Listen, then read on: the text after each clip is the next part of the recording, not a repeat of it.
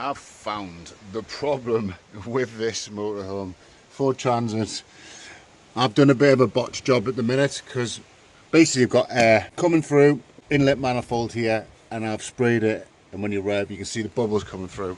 So I've just put some gasket sealant on there, leave that a couple of days probably, and we're going to find out if that has actually fixed the problem.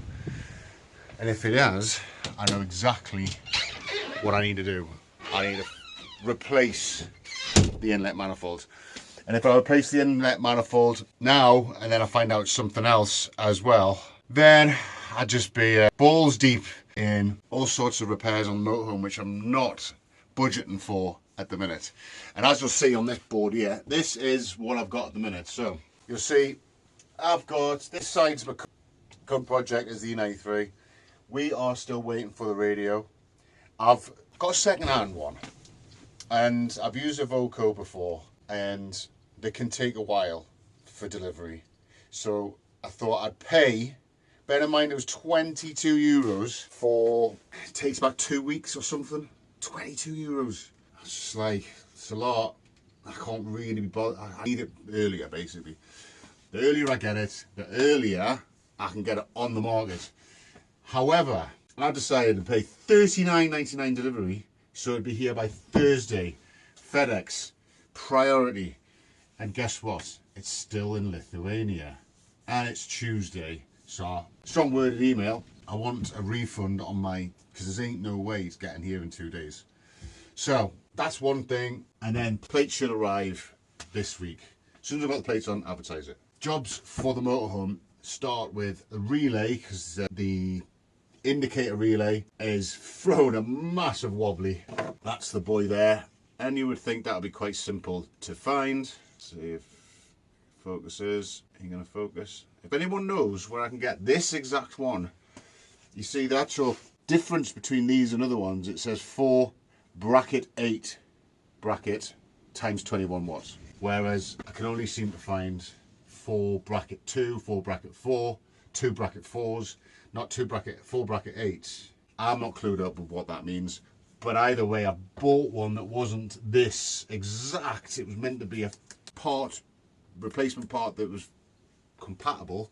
It was not. So that's there. Remind me, I need that. Inlet leak, hopefully, let's see.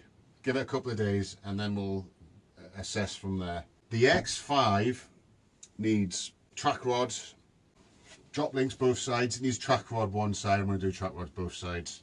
Service, filters, everything like that. The C180, all its parts that I've ordered in the UK have arrived at my parents' house. So they're putting those parts inside the C180. It's getting low loaded and taken to the garage to get prop shaft bearing, engine mounts. And once the engine mounts and all that's done, hopefully that's stopped the when you're driving and accelerating, and then hopefully end of this month, which is in the next 2 weeks, I can go and get that, bring that back. And in the meantime, the E93 hopefully will definitely be on sale. Hopefully will sell. And in the meantime, if that does sell, keep an eye out for the next purchase, which is going to be various options. Unsure exactly what we're going with yet. They're the tyres ready to go on the X5 because we had some weird wob wob wob noises that wasn't wheel bearings according to the garage, because I don't do wheel bearings, and he said it might just be tyres, so I put my old tyres on and it was wheel bearings. Of course it was. The motorhome doesn't need an ITV for a bit, but I have got blinkers that need sorting out. I'm going to have to get a set of them. I've started a few repairs, but I just don't have the space to be putting. I can't fit it on my driveway to do that. And yeah, we'll get back to that later, and fingers crossed. This is all nicely serviced, all the oils are topped up. Oh, that was another thing we've got to do. I'll show you inside. It's a bit of a mess at the minute, actually. These are good. Malenko. Locked from the inside and outside. Extra secure. In we go. So, yeah, the motorhome, welcome, haven't been here in a while. So I have just one lead acid that works as my leisure battery. It is also connected to the engine with the solar, so the engine battery and the leisure battery all get charged when it's just sitting ticking over. And I've got that extra battery from the E93, so the plan is down here, whether I'm going to be able to see because lighting is poor. Basically, this is the back end of the outside cupboard. You can just see the daylight coming through there. That's the area where the batteries are. So what the plan is to parallel the battery that's in here, which happens to be exactly the same battery as what was in the E93 that I took out, that is in good health, and that will be used for doble baterias. So we'll have double the power, because there's a certain few things which are annoying which do actually run on power even if you're on hookup. For example, the Webasto diesel heater, so if it's cold you want that on, but it needs a constant spark, and I find that the battery lasts, well, it depends if I've had it on during the day and all the night, but by the morning it is not on and it can be very cold. And stupidly, I don't know why, this fan, the Fiamma Turbo Vent Pro, which is really good way of circulating the air. However, it also runs off battery only, which is annoying. It'd be nice if it ran off either or. So getting the battery on there, getting that second battery means we're going to have that option without an issue running out. Plus, it's not nice to see a battery go to waste. It's going to be kept in good health because it's constantly going to be looked after by the solar system charger. Got a bit of a cold. Anyway, yeah, so that's constantly looked after by the solar charger, so it means this battery here, which I charge every now and again just to make sure it's good and keeps topped up good, can be used. So a plan for today, I'm going to do a few more odd jobs and stuff like that, which I'll put onto a short, but I'm going to try and put a few more videos out, longer ones, when the projects come in. So I'll be doing like one big long project all on a video, but then doing shorts of the individual bits, because the way I've been doing it, I've been doing everything crammed in 3 minutes each job. So when we look at this is 2026, for example, each one of these is a day and then each one of these is a job. So roof fix, for example, was crammed into 3 minutes short, and that would actually have been better as a longer video. We've got let's have a look. The mat sensor, which has been an absolute nightmare.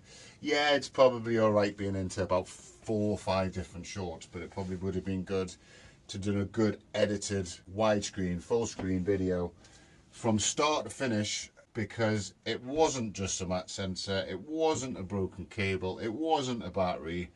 Yes, it probably was the mat sensor was damaged, but also it was on code. It was a code there for 40,000 kilometers.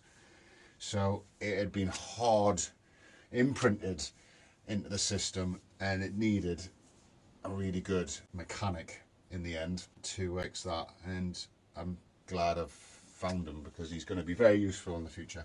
And then obviously I've done my workshop build and I've done my shed build and stuff like that, and they're all crammed into little 3-minute ones, whereas, you know, I just pick the best bits and put them all together. So stick with us, because I have got quite a few projects in the pipeline. Obviously the completion of the E93 is hopefully at an end very soon. The motorhome, little tweaks and stuff like that. The X5 prep and service ready for its test, which is due next month.